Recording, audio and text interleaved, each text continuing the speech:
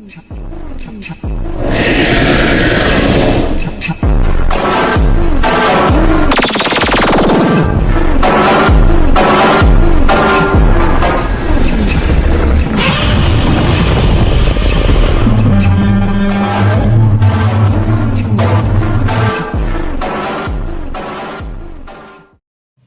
is up, guys? GojiFan is in here today. We were expecting another unboxing video, but nope. Since my shop is full of toys and I don't manage to buy something else. Since sorry for the background noise. Since today is the month of Jurassic June, aka it's National Dinosaur Day or maybe Pride Month. So I'm going to do something a little bit special of reviewing a very special figure. To celebrate Jurassic June and the month of National Dinosaur Day and also the upcoming Jurassic World Rebirth, I'm going to be reviewing this beauty of a dinosaur toy. It's the Kenner 1993 electronic Tyrannosaurus Rex. She is quite big and also very beautiful. And she's still soft and fully good condition and managed to stand balancedly without the tail touching the ground. So let's get to her close up and with my typical style of reviewing by going to the detail paint, articulation, action feature and overall conclusion and also size comparison with my other dinosaur figures. So let's get to it. Taking a closely look here at the face, man, she's quite a beauty. This figure matches to the Stan Winston maquette, which Kenner basically scans that maquette for the production of Jurassic Park, and this figure nails it. And you can see she has her yellow eyes with a black and white pupil. The black spots that cover her around her face is a quite touch because this figure more accurately resembles the T-Rex in the novel according to the description, having a giant T-Rex with a red and black colored body, which this figure matches. Which actually in the production of the Kenner toys, they did design the dinosaurs and the characters, well, except the human characters based on the book, according to the description, like this red T-Rex, the young T-Rex, and other dinosaurs that didn't appear in the movie but in the book, like the Stegosaurus, the Dimetrodon, the Silophysis, and the Pteranodon. I don't think that Dimetrodon didn't appear in the book before its debut in Dominion. But anyway, let's get back to the figure. As you see when I open up the mouth, not so much detail, but there's a detail in the roof of the top of her mouth, and the tongue sculpted in, not a separate piece, but a hard part here. Oops. The overall head and the chin is made of soft rubber, while the jaw, the gums, and the muscle tendons are made of a hard plastic, which is cool. Going to the neck, you can see her giant gullet, her veiny gullet neck here, which is sculpted very well. And I love the paint on the underbelly from the chin to the underside to the tail, painted a darker green, swampy green color. But along the arms here too. As we go back to the neck, to the face of the back, you can see the sculpted the rubber of the seen rib cage here is quite disturbing. And also she has a little bit of some spiny details there. You can see those circle lines there, more like a osteoderms on crocodiles, but nope, there must be like scales. They're also here under the shoulder.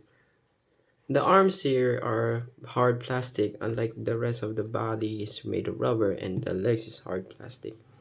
But very cool detail on the arm. Here's some scaling here. on the fingers, the muscle structure on her arms, even the underside. They even managed to paint again with that swampy green color. Same at the other arm because it's very identical to the other arm. Now going back to the thighs, you see that they even sculpted the rubber knee scales here, and the thickness of her legs, I mean her thighs, is great. As you see, this figure is number JP09, which is the last figure that ever made by Series 1 in Kenner's Jurassic Park. See, the legs is made of a hard plastic. They even sculpted for a big figure. He has tiny feet and proportionate feet. They managed to scale with a black colored toenails, and they didn't manage to paint the jaw claw there. Even the nails here, they didn't even paint it. Mattel. You see the underbelly? You see she has some similar crocodile-like scales under here, and some wrinkles on the legs. There's another wrinkle in here underneath her cloaca. I love the folds here. And now the last part is her beautiful tail. Very muscular tail indeed. Is quite cool. Some another wrinkling part and another black paint all over it. This time the black paint covers this small part of the tail, and also it ends here with the swampy green paint color underbelly, under the tail. See that? Very cool. So that's the paint and details of the figure. Now let's move on to her, I'd say, articulation. I mean, you call that an articulation, but it's a 90s toy. What would you expect about it? So her moving parts are just the arms that can rotate 360. Even the other side.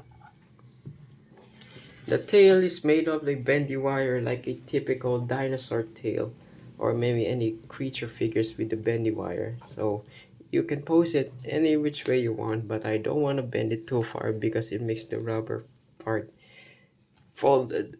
Like this here is a bit crooked there. I didn't manage to do the hot water trick because it won't stay back in place because of the rubber. Because according to Jurassic Collectibles, some of the Red Rexes on their figures had the bent tail like that because when it was packaged in a small box, so they call it the bent tail syndrome. Just like my Bull T-Rex and the Treasure T-Rex that I don't actually own because that figure is quite rare. But you can manage to do some very natural poses, but I managed to bend a little bit to make it more natural. So that's the articulation. Let's move to its quality and action figure. And this is one of the best dinosaur toys ever they made. The real feel rubber skin is so cool. But there are some minor hard plastic parts like the arms and the midsection under of the legs and the jaw. But all of it is all rubber. Because according to the underside here, it says Kenner made over 100% polyester fiber. That means it's a very durable. Oops, triggered the sound. It's made of a durable, soft rubber figure, and I love it. So let's move on to the action feature. So some of their T-Rex's figures doesn't work because when you press the button, it would make the jaw open, but mine doesn't work because the wire here is broken, so it still roars.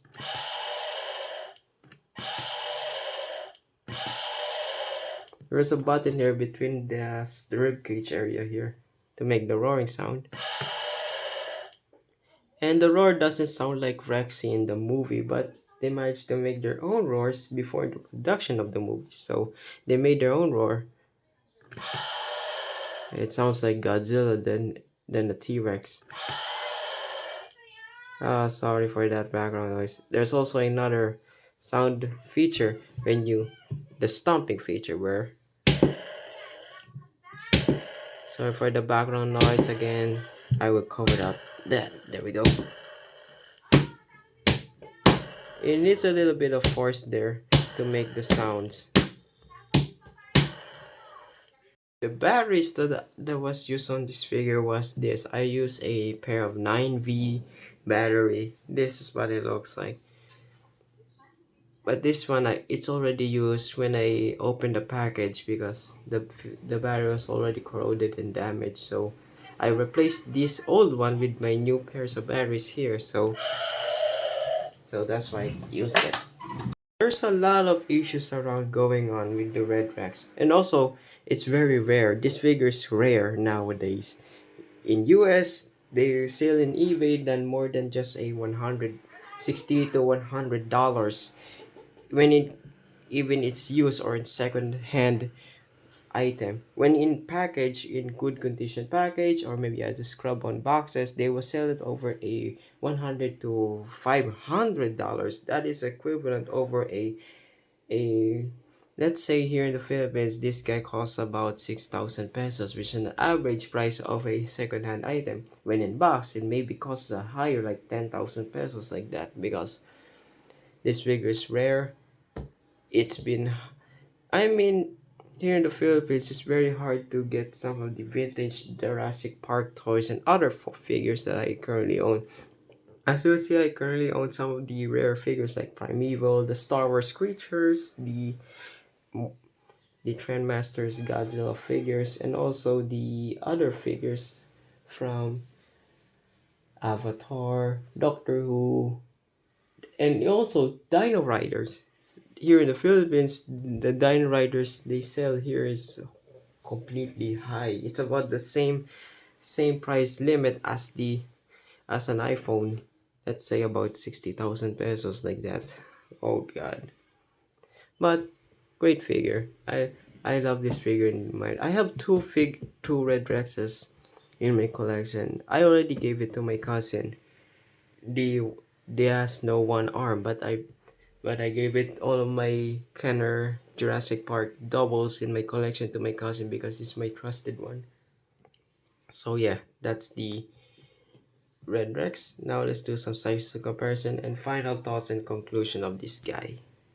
This figure is huge. It's about the same size as the Hammond Collection Rexy and the Giganotosaurus.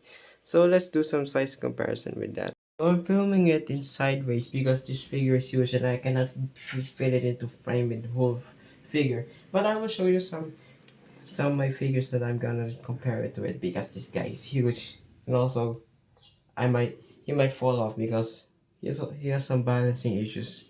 So I will do this a quick size comparison. Here she is compared with my Figma Gargura, Haya Toys Burning Godzilla from King of the Monsters, the Vivid Toys BBC Walking with Dinosaurs 3D movie Ultimate Gorgon. They scaled together and they look so cool both. Here you have the character options BBC Primeval Raptor. Let's do some size comparison with her with the other Jurassic Park and Jurassic World T-Rexes. So first up, here we have my other favorite T-Rex. Is the Kenner Lost World Bull T-Rex from 1997. As you can see, the Bull T-Rex is a lot bigger, bulkier, and longer than Red Rex here. So I will put her in the side here. So this is gonna be a super special since it's a Jurassic June special. And comparing with some other T-Rexes in my Jurassic Park Jurassic World collection is a bit challenged. So here we have the Hasbro's Toys R Us exclusive Growlers T-Rex, which is a not bad T-Rex toy from Hasbro, and also a bit smaller. Oops, there we go. We stand here in a bit. This guy is out of balance because he's hard. Damn it. It's hard to stand up. Let me fix that. There we go. Next up is the ugly Hasbro Bites, Bashers and Biters T-Rex.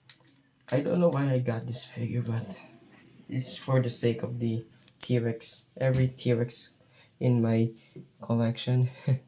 I had a lot of T-Rexes in my collection. Next up is the Kenner Young T-Rex. Quite cool. It also I'm gonna do a review. I'm gonna do all of these guys separate reviews. This is just a special review, but I will review it every Thursday. So it's a throwback Thursday celebration. So that's the young T-Rex.